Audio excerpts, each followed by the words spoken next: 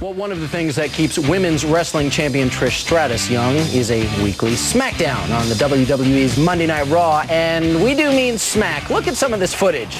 It's unbelievable. The former fitness model and pre-med student is the reigning champ of the WWE's Divas, and this weekend she's going to put her golden belt up for grabs in WrestleMania 22. She'll probably tell me nobody's taking it away from her.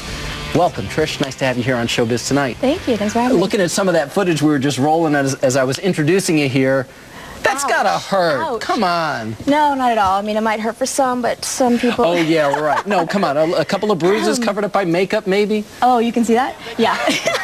Yeah, I'm always, I've got some war wounds to show for sure, yeah. I'm always curious if I'm watching these shows, how you know what's coming. Do you see it?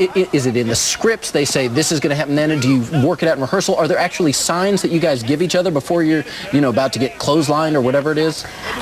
What you see in the ring, I like to say it's like we're telling a story. Two of us are telling a story. And each sort of person has a sort of repertoire, set of moves that they're kind of known for. And you are certainly well known for your moves that others have been trying to rip off, but more about that later. So we kind of just, it turns into a dance kind of. We kind of like, she does her part, I do my part, and it turns into the dance, which is a little, violent and hurts sometimes. I was going to say, but it tells a beautiful story. Occasionally, beautiful story, along with an elbow in the jaw every now and then. Right, and usually, the great ending is usually me getting my hand raised, things like that. So here you are, sitting on my couch. You are the female WWE champion. Is this something that you were fantasizing about as a kid? I know you had a different path that you were originally on, but when you were a kid, was there some sense that this might happen in your life? Were you wrestling with your friends? I kind of grew up as a tomboy, and I was kind of always trying to be a part of the boys with my cousins growing up. But I don't think many women or young girls kind of grew up thinking, I want to be a wrestler, because there weren't really many women in the industry, certainly not doing what we're doing now. Right. There was Miss Elizabeth and there was ballets at the time. But I fell into it, and I was actually pre-med, and when that sort of didn't develop, and I said, Mom, I'm not going to be a doctor, I'm going to be a wrestler instead. Mom must have been thrilled. Family was happy, they accepted it. Yeah, right. Tell me they didn't. They were very happy. Very supportive of what you wanted to do. Very supportive of what I wanted to do, yes. Plus, the university was on strike at the time, so that's why I decided, well, while this is happening, go ahead, but you go back to school later. Well, you mentioned it was predominantly male-dominated. Right. It really still is, and there's, of course, a big male machismo that goes along with this. Despite the fact that no guy I know, at least my crew in this room, would stand to mess with you, is it difficult still being in this predominantly male business? Oh, I think so, yeah.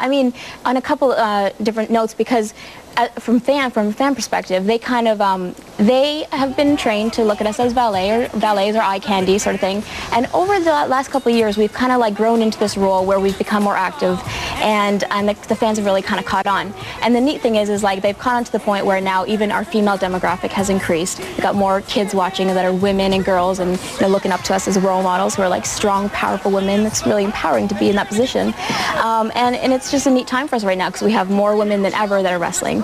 And we have characters and storylines developing, just for the women. So but what about the work environment with the actual other male wrestlers or the male employees of the WWE? We're kind of just one of the boys. It's like we're one big family. So that's really it. It's still, you mentioned you were kind of a tomboy growing up. It still sort of falls into that mode. Absolutely, yeah. And we're all kind of we have the same goals. We're going out there to entertain the crowd every single week, and we're on the same tough road schedule, 250 days a year sometimes, and we're away from our friends and family, and we get it. So we're all in that same thing where you can relate to each other. And that's why it becomes this great family environment. Well, WrestleMania 22, we're going to see it all happening this coming weekend. Have you seen the script yet? Do you know what's going to happen? Is that it right there? So when will you find out what's going to happen?